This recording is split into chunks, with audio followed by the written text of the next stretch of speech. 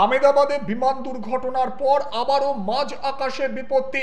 ফের এয়ার ইন্ডিয়ার একটি বিমান মাঝ আকাশে বিপদের মুখে। এই মুহূর্তে বড় খবর সামনে আসছে। থাইল্যান্ডের পর্যটন দ্বীপ ফুকেট থেকে উড়েছিল এয়ার ইন্ডিয়ার বিমানটি, গন্তব্য দিল্লি। জানা যাচ্ছে মাঝ আকাশে বিপত্তি AI379 ফ্লাইটের। ফের মাঝ আকাশে বিপত্তি। এই মুহূর্তে বড় খবরের দিকে নজর রাখবো। আবারও এয়ার ইন্ডিয়ার বিমান বিপদের মুখে, দীর্ঘক্ষণ আকাশে চক্কর। এই মুহূর্তে বড় খবর, বিমানে 156 জন যাত্রী রয়েছেন। AI379 এয়ার ইন্ডিয়ার এই বিমানটি ফুকেট থেকে উড়েছিল, গন্তব্য ছিল দিল্লি। কিন্তু মাঝ আকাশে বিপত্তি। ঠিক কি খবর জানা যাচ্ছে?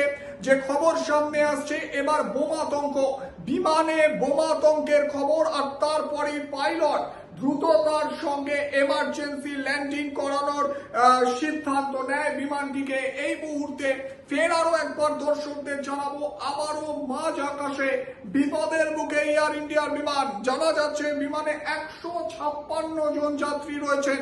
আর এই মুহূর্তে আরো বড় খবর যেটা সামনে আসছে, বিমানটি নিরাপদে ফুকেট বিমানবন্দরে জরুরি অবতরণ করলো। ইতিমধ্যেই যে খবর, 156 জন যাত্রী নিরাপদে রয়েছেন। আরো একবার দর্শকদের জানাচ্ছি, এবার বিমানে বোমাতঙ্কের খবর। ইতিমধ্যেই জানা যাচ্ছে ফুকেট বিমানবন্দর থেকে উড়েছিল বিমানটি। এরপর আন্দামান সাগরের উপর দীর্ঘক্ষণ ধরে চক্কর, তারপর এমার্জেন্সি ল্যান্ডিং করানো হলো বিমানটিকে। আবারও ফুকেট বিমানবন্দরেই ফিরে গেল এয়ার ইন্ডিয়ার বিমান। তবে জানা যাচ্ছে বিমানে থাকা 156 জন যাত্রী নিরাপদে রয়েছেন। ইতিমধ্যেই যে খবর সামনে আসছে, বিমানের মধ্যে তল্লাশি চালানো হয়েছে, কিন্তু সেভাবে কিচ্ছু পাওয়া যায়নি। আহমেদাবাদের বিমান দুর্ঘটনা এখনো পর্যন্ত যা খবর, প্রচুর মানুষের মৃত্যু, এখনো ধ্বংসস্তূপ সরানোর কাজ চলছে। আর এরই মধ্যে ফের বিপদে এয়ার ইন্ডিয়ার বিমান, মাঝ আকাশে দীর্ঘক্ষণ চক্কর, তারপর পাইলটের তৎপরতায় জরুরি অবতরণ ফুকেট বিমানবন্দরে।